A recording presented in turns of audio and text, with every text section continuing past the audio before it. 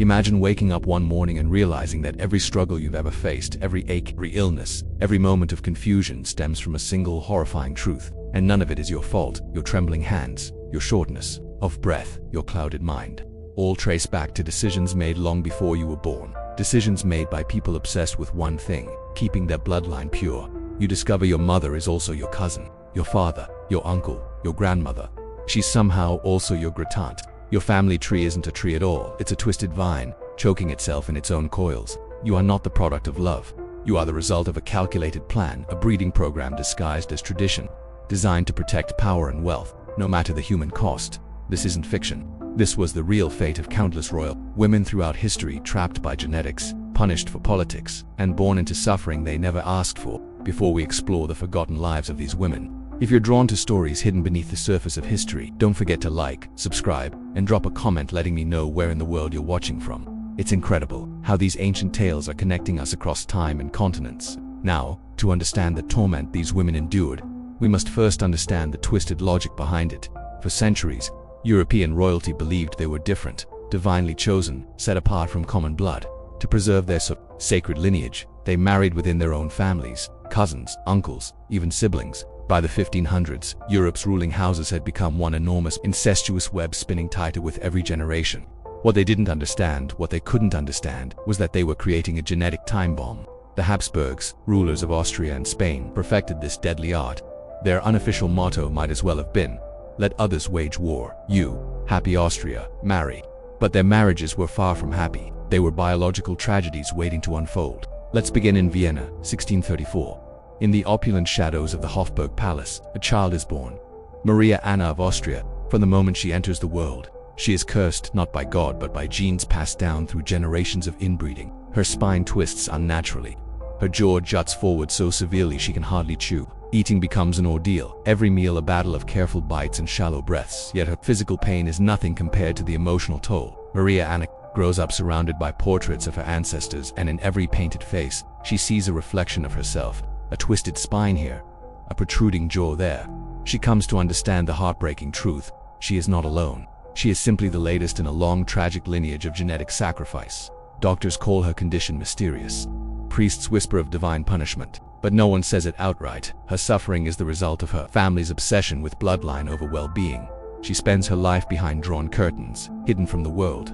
Suitors, all distant cousins, recoil at the sight of her. Even in a world where cousin marriage is the norm, Maria Anna's deformities are too much. She dies at 32, the cause officially listed as a mix of ailments. But the truth is simpler. Her body collapsed under the weight of inherited damage. She died not from illness but from a dynasty's pride. From Austria, we traveled to Spain, to one of the most tragic women in royal history, Joanna of Castile, later known as Juana la Loca, Joanna the Mad. Born in 1479 to Ferdinand and Isabella, the monarchs who expelled Muslims and Jews and funded Columbus, Joanna was intelligent, cultured, and destined for power. But her mind, like her blood, was not free.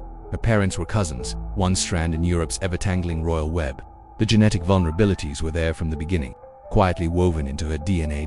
Her marriage to Philip the Handsome of Burgundy was politically strategic, but behind palace doors it was a cruel, loveless nightmare. Philip was cold, unfaithful, and manipulative. Joanna's response: obsessive love, clinging desperately to the one man who paid her any attention. No matter how cruel was this madness, or was it the mind of a woman collapsing under impossible expectations? When Philip died suddenly in 1506, Joanna broke. She refused to bury him. Instead, she traveled across Spain with his decaying coffin, opening it to kiss his corpse, to prove her love never died. History labels her insane, but maybe she wasn't. Maybe she was just human, driven to the edge by isolation, betrayal, and the invisible weight of centuries of genetic damage. Her father, then her son, used her grief as a weapon. They imprisoned her in the convent of Santa Clara, locking her away for 46 years. Her confinement was brutal. Cold rooms, barely any food, no hygiene, no kindness. She screamed for hours. She tore her clothes. She faded from history, not because she was mad, but because she was inconvenient. Joanna didn't die with dignity. She died forgotten, broken, and buried under the sins of her ancestors. She driven to madness by her circumstances. Modern historians increasingly believe that her madness was largely political, a convenient excuse to remove a legitimate queen from power. Her behavior, while extreme, can be understood as the natural response of someone suffering from severe depression, anxiety, and post-traumatic stress exacerbated by decades of isolation and abuse. The genetic component cannot be ignored. Joanna's family tree shows clear patterns of mental illness, depression, and anxiety, conditions that become more common and more severe with inbreeding. Her great-grandmother had similar episodes. Her daughter Catherine would later show signs of severe depression. The pattern was clear to anyone willing to see it. Joanna died in 1555, still empress and still officially mad. Her death was barely noted. She had been erased from public memory, decades earlier written off as an inconvenient madwoman, rather than acknowledged as a victim of a system that valued political convenience over human welfare. Our next story unfolds in the golden halls of the Spanish court, where a little girl named Margaret Teresa carries the weight of empire in her frail body. Born in 1651, she is the daughter of Philip IV of Spain and his niece, Mariana of Austria. Yes, his niece, because by this time the Habsburg family had become so inbred that uncles routinely married their brothers' daughters, and no one saw anything unusual about it. Margaret Teresa's childhood is documented in exquisite detail through the paintings of Diego Velázquez, court painter to the Spanish kings. In these masterpieces, we see a child who should be playing with dolls but is instead dressed in elaborate court gowns, her small face already showing the telltale signs of Habsburg genetic damage. Look closely at Velázquez's portraits and you'll see what the artist was too diplomatic to emphasize, but too honest to hide completely. Margaret Teresa's jaw protrudes slightly, just enough to hint at the severe deformities that would become more pronounced with age. Her eyes shave, a distant, almost vacant quality that speaks to developmental delays. Her posture, even as a child, suggests spinal problems that plagued her family. But the most tragic aspect of Margaret Teresa's story isn't her physical condition. It's her complete lack of agency over her own life from birth. Every decision about her future is made by men who see her not as a person but as a political tool she is promised in marriage to her uncle, Leopold I, Holy Roman Emperor. When she is still a toddler, the engagement is celebrated across Europe as a diplomatic triumph, with no one stopping to consider what it means for the child that it sent to Margaret. Teresa grows up knowing their only purpose is to marry her uncle and produce heirs. To continue the Habsburg line, she receives the finest education available to women of her time. She learns to speak several languages, to play musical instruments, to dance and paint, but all of these accomplishments are viewed merely as ways to make her a more attractive bride to her uncle's husband. The marriage takes place in 1666 when Margaret Teresa is just 15 years old. Leopold is 26 old, enough to be her father, and is literally her father's brother. The wedding is celebrated with elaborate ceremonies and public festivities, but for Margaret Teresa it represents the end of whatever childhood she had left. The physical reality of her marriage is something that court records hint at but never explicitly describe. Margaret Teresa is expected to produce children immediately, despite her young age and frail health. The pressure is immense. The continuation of the Habsburg dynasty depends on her ability to give birth to healthy heirs. She does become pregnant multiple times, but the rest tragic. Her first child, a daughter, lives only a few months. Her second pregnancy ends in miscarriage. When she finally gives birth to a son who survives infancy, the relief at court is palpable until it becomes clear that the child has inherited the full spectrum of Habsburg genetic problems. Margaret Teresa herself grows weaker with each pregnancy. The combination of inbreeding-related health problems and the physical strain of constant childbearing takes a severe toll on her body. She suffers from what modern doctors would recognize as severe anemia, respiratory problems, and possibly epilepsy. Court physicians document her decline with clinical precision. They note her increasing difficulty with speech, her frequent seizures, her inability to keep food down, but they never connect these symptoms to the obvious cause: the genetic damage caused by generations of inbreeding. Margaret Teresa dies in 1673, just 6 years after her marriage at the age of 21. Official records list the cause of death as fever, but the reality is that her body simply gave up under the accumulated weight of genetic defects and physical trauma. Her death is mourned throughout the empire, but not for theoretic reasons. Courtiers and diplomats lament the loss of a potential source of heirs, not the tragedy of a young woman whose life was sacrificed to preserve a bloodline that was already poisoned. Beyond redemption, our journey now takes us to the glittering court of Versailles, where behind the elaborate ceremonies and magnificent architecture, a Spanish named Anna of Austria struggles with the hidden costs of her Habsburg heritage. Born in 6001, she is the daughter of Philip III of Spain and Margaret of Austria, yet another uncle-niece pairing that was considered not just normal but desirable among European royalty. Anna's early life in Madrid follows the familiar pattern of royal inbreeding. Constance, she develops slowly as a child, showing the characteristic learning difficulties that plagued many Habsburg descendants. Her jaw protrudes, noticeably making speech difficult and eating laborious, but perhaps most tragically, she exhibits signs of what modern medicine would recognize as severe anxiety and depression, conditions that make her daily life a constant struggle. In 1615, at age 14, Anna is married to Louis XIII of France. As part of a complex diplomatic arrangement, the marriage is meant to cement peace between Spain and France, two powers that had been at war for decades. What no one considers is the psychological impact. Anna herself, she is torn from everything familiar and thrust into a foreign court where she is expected to Immediately adapt to new customs, a new language, and a new role as queen. The French court initially welcomes her with elaborate tests, but the reality of her situation quickly becomes apparent. Louis XIII is a cold, distant husband who shows little interest in his young wife. He is dealing with his own psychological issues. Modern historians believe he suffered from severe depression and possible homosexuality in an era when such feelings could not be acknowledged. Alone, acted upon, Anna finds herself trapped between two impossible expectations. As Queen of France, she is expected to produce male heirs to secure the succession. But as a Habsburg, she carries genetic defects that make healthy childbearing extremely difficult. Her first several pregnancies end in miscarriage or infant death, each leading to her depression and anxiety. The court physicians, following the medical understanding of their time, blame Anna for these failures. They subject her to increasingly painful and humiliating treatments, bloodletting, purging, bizarre restrictions. They examine her intimate areas regularly, looking for signs of what they call defects in her feminine nature. No one considers that the problem might lie in the genetic inheritance she received from generations of cousin marriages. Anna's isolation deepens as years pass.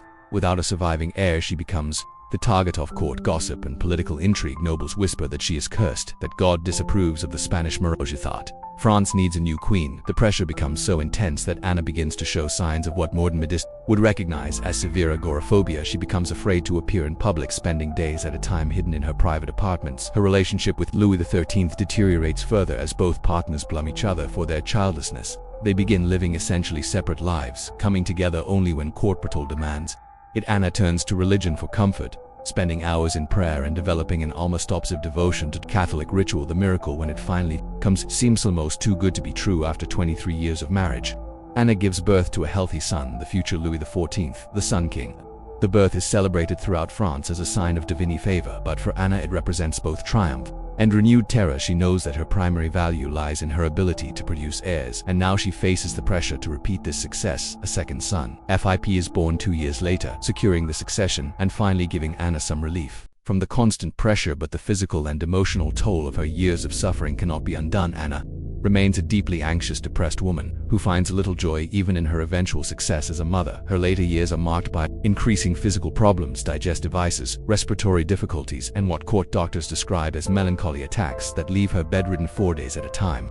Modern analysis of her symptoms suggests she suffered from the anxiety disorders and depression Thatron in Habsburg bloodlines, conditions exacerbated by the trauma of her early marriage experiences. Anna dies in 1666. Having outlived her husband and seen her son established as one of Europe's most powerful monarchs, but her legacy is not political success that history books celebrate. It's the human cost of a system that treated women as breeding stock and ignored the genetic consequences of dynastic marriages. While Marie Antoinette is remembered primarily for her role in the French Revolution, her story is also deeply connected to the Habsburg tradition of inbreeding and consequences. Born in 1755, she was the daughter of Empress Maria Theresa of Austria and Francis I, Holy Roman Emperor, a marriage that, while not as closely related as some Habsburg unions, still carried the genetic legacy of centuries of cousin marriages. Marie Antoinette arrived in France in 1770 as a 14-year-old bride, carrying with her not just the hopes of the Austrian-French alliance, but also the hidden burden of Habsburg genetic inheritance. Her famous portraits by artists like Elizabeth V. J. Lebrun show a beautiful woman. Buffy also reveals subtle signs of the family traits.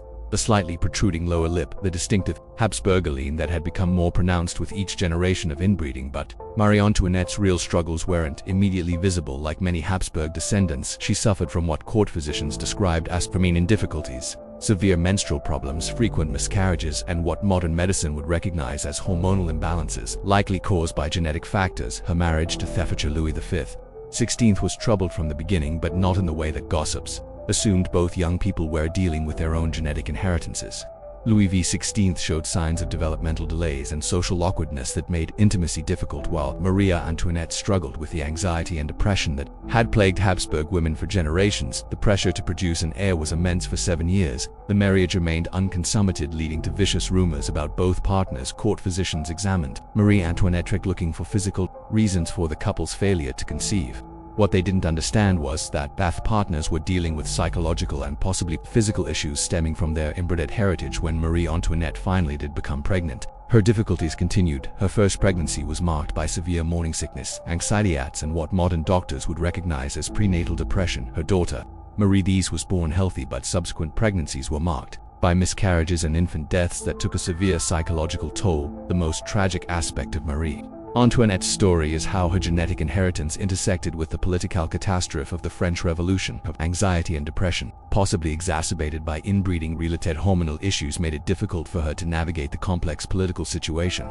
Developing around her, her tendency toward impulsive decisions and emotional outbursts, traits that might have been manageable in a stable political environment, became fatal flaws as France descended into revolution. Court observers noted her increasing erratic behavior as the political situation worsened. She would swing between periods of manic activity and deep depression, was unable to maintain the consistent political judgment that the crisis demanded. Modern historians debate whether these mood swings were purely circumstantial or whether they reflected underlying psychiatric conditions. Common in Habsburg bloodlines, the famous phrase "let them eat cake," which she probably never actually said, reflects the way her enemies used what might have been symptoms of genetic mental health issues to paint her as callous and out of touch. Her real tragedy wasn't callousness, but rather the opposite. She was overwhelmed by the suffering around her and lacked psychological tools to cope effectively during her imprisonment and trial.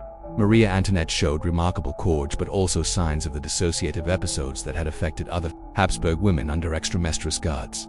Noted her periods of apparent confusion, her difficulty focusing on questions during interrogation, and her tendency to retreat into herself when faced with overwhelming pressure. Her execution in 1793 ended not just a life, but a genetic line that had shaped European history for centuries. In her final moments, she reportedly showed the dignity that had always been her best trait, but also the resignation of someone who had never fully understood why her life had been so difficult. To truly understand the scope of Habsburg genetic tragedy, we must examine not just individual women, but entire generations destroyed by the practice of inbreeding. The Spanish infantas of the late 17th and early 18th centuries represent perhaps the most concentrated example of genetic catastrophe in European royal history. These were the daughters and granddaughters of Charles II of Spain himself, so inbred that his genetic coefficient, a measure of how closely related to his parents were, was higher than that of children born to brother-sister pairs. Charles II was impotent, epileptic, and possibly intellectually the end result of 16 generations of Habsburg inbreeding, but Charles II's sisters and male cousins, the infantas, suffered perhaps even more than he did because they were expected to marry and produce children. Their stories read like medical case studies and the consequences of genetic isolation. Maria Margherita, born in 1651, exhibited severe developmental delays from early childhood. Court records describe a child who couldn't speak clearly until age 7, who had difficulty walking, and who it showed signs of what modern medicine would recognize as autism spectrum disorders. Yet she was still considered marriageable because of her royal blood. Her sister Maria Theresa showed different but equally tragic symptoms. She suffered from what court physicians called falling sickness, almost certainly epilepsy, and had such severe respiratory problems that she could barely climb stairs. Her jaw was so malformed that she could eat only liquid foods, and her spine was curved to such a degree that she needed support to sit upright. These women grew up in the Alcazar of Madrid, a palace that had become more hospital than royal residence. Teams of physicians, surgeons, and priests attended to various royal children, all suffering from different manifestations of the same underlying genetic catastrophe. The palace records from this period read like a medical textbook on the consequences of inbreeding epilepsy, developmental delays, physical deformities, immune system failures, and psychiatric disorders. Yet even in their suffering, these women were expected to fulfill their primary royal function,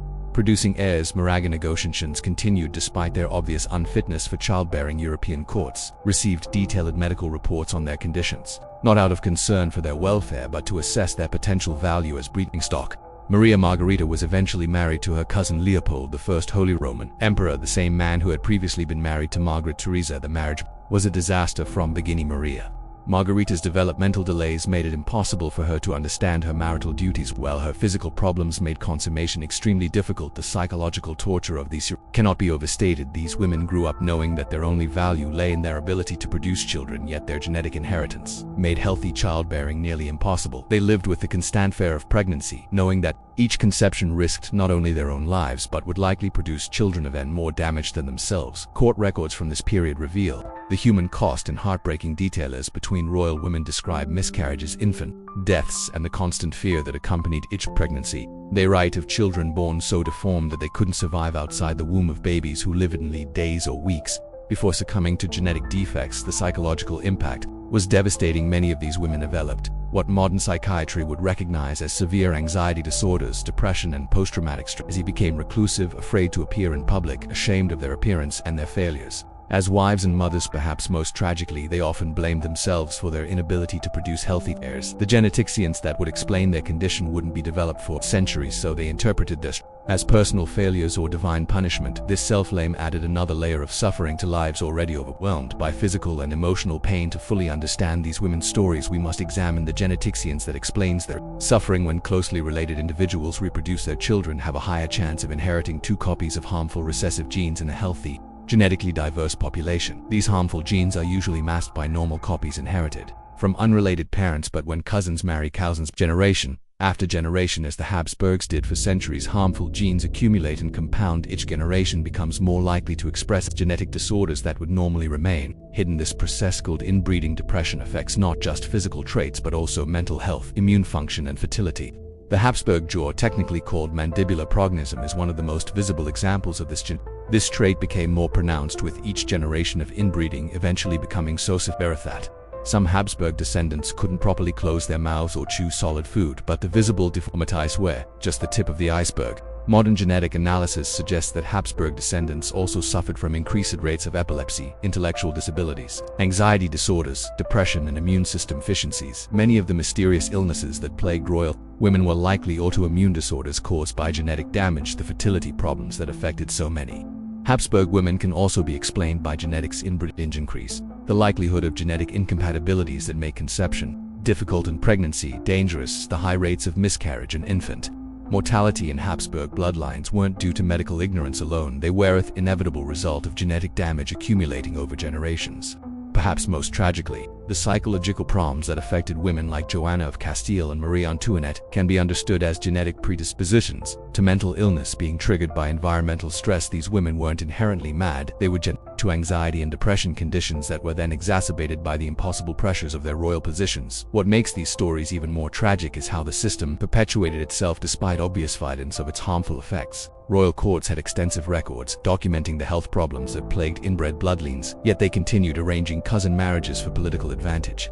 Court physicians wrote detailed reports on the physical and mental health problems affecting royal children, yet these reports were treated as medical curiosities rather than warnings about genetic damage. The connection between inbreeding and health problems was obvious to anyone willing to see it, but political and economic considerations always took precedence over human welfare. The Catholic Church, which could have intervened by refusing to sanction such closely related marriages, instead provided dispensations that made even the most genetically dangerous unions legally and religiously acceptable. That church's position was that royal bloodlines were divinely ordained and that preserving their purity was more important than preventing human suffering. Even the affected women themselves sometimes perpetuated the system, having been raised to believe that their royal blood made them superior to commoners. Some actively sought marriages with their own relatives to preserve what they saw as their genetic inheritance. They didn't understand that they were participating in their own genetic destruction. The most heartbreaking aspect of this perpetuation is how each generation of women hoped that their children would be different, that somehow their offspring would escape the genetic curse that had plagued their families.